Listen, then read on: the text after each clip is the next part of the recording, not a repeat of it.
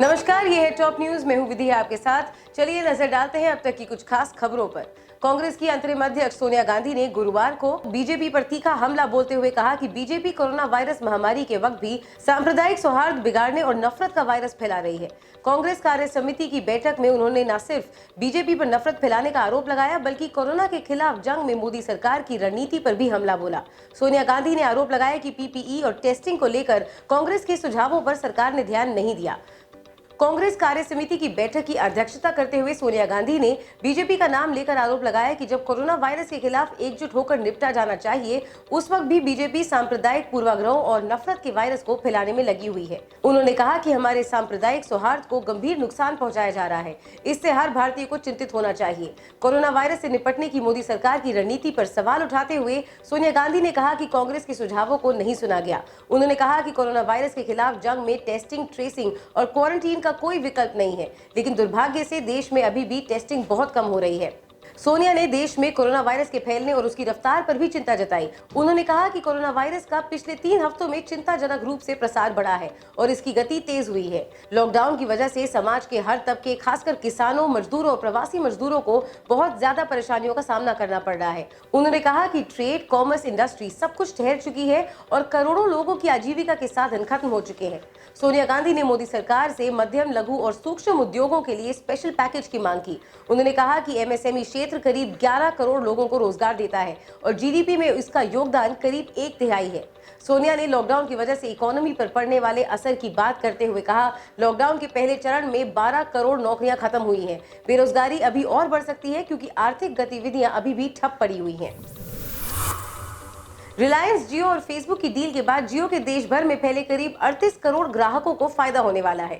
इस दोस्ती से देशव्यापी रिटेल नेटवर्क का जो खाका खींचा जा रहा है, उसमें जियो के वर्तमान ग्राहकों को तरजीही दर्जा मिल सकता है। यही नहीं, उन्हें शॉपिंग वाउचर, डिस्काउंट और अन्य तरह से गिफ्ट भी मिल सकते हैं। रिलायंस के एक वरिष्ठ अधिकारी का कहना है कि अभी तो सिर्फ गठजोड़ की घोषणा हुई है, इस बारे में कुछ भी रणनीति नहीं बनी है, लेकिन जियो के मौजूदा ग्राहकों को इससे जरूर फायदा होगा। उन्हें किस तरह से लाभ पहुंचाया जाएगा, इस पर विचार विमर्श होना है। रिलायंस के जियो डिवीजन में काम करने वाले एक अधिकारी का कहना है कि कंपनी का कोई भी फैसला हो, उसके केंद्र बिंदु में हमेशा ग्राहक ही होते हैं। इस वेंचर में भी केंद्र बिंदु में ग्राहक ही होंगे। यूं तो व्हाट्सएप के साथ मिलकर जो प्लेटफॉर्म बनाया जाएगा, उसमें व्हाट्सएप यूज करने वाले सभी ग्राहकों को सुविधा मिलेगी, चाहे वो बीएसएनएल या एमटीएनएल की दूरसंचार सेवा का उपयोग करते हो, एयरटेल की सेवा के ग्राहक हो या फिर वोडाफोन आइडिया के ग्राहक हो। ऐसा हो सकता है कि व्हाट्सएप का उपयोग करने वाले जियो के ग्राहकों को तरजीही दर्जा मिले।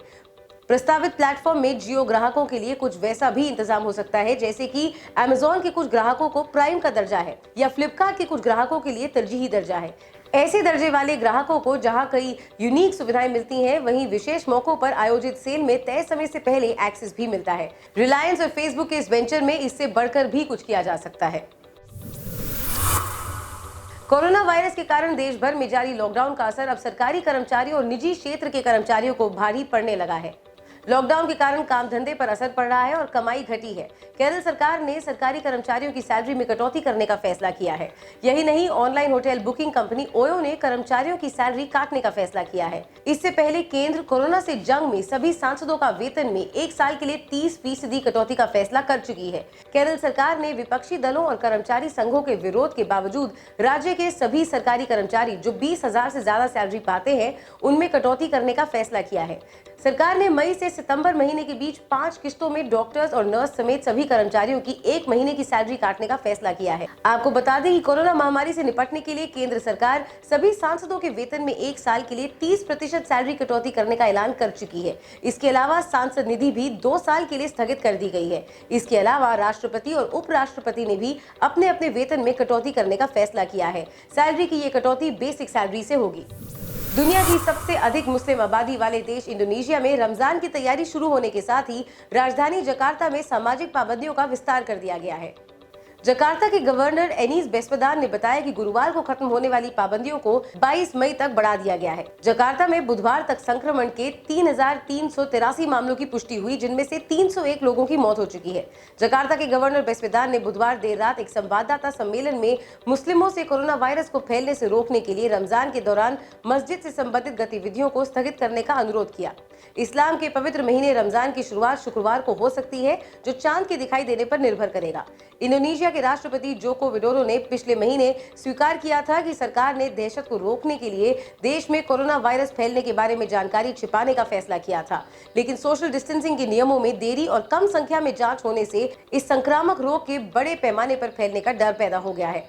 बेस्वेदान राष्ट्रपति के राजनीतिक प्रतिद्वंदी हैं और उन्होंने इस वायरस के केंद्र बने जकार्ता में सख्त पाबंदियां लागू करने की मांग की है। पूरे देश भर में कोरोना वायरस के 7,418 मामले सामने आए हैं और 635 लोगों की मौत हो चुकी है। इस बीच संयुक्त राष्ट्र महासचिव एंटोनियो गुतेरेस ने बुधवार को अपने रमजान संदेश में कहा कि ये निश्चित तौर पर बहुत ही अलग रमजान होगा। कोविड-19 वैश्विक महामारी से निपटने के लिए उठाए कदमों में स्वाभाविक तौर पर कई सामुदायिक गतिविधियां प्रभावित होंगी। ये है अब तक की कुछ खास खबरें, और खबरों के लिए जुड़े रहिए एनबीटी ऑनलाइन के साथ। सब्सक्राइब कीजिए नवभारत टाइम्स का यूट्यूब पेज और लाइक कीजिए नवभारत टाइम्स का फेसबुक पेज।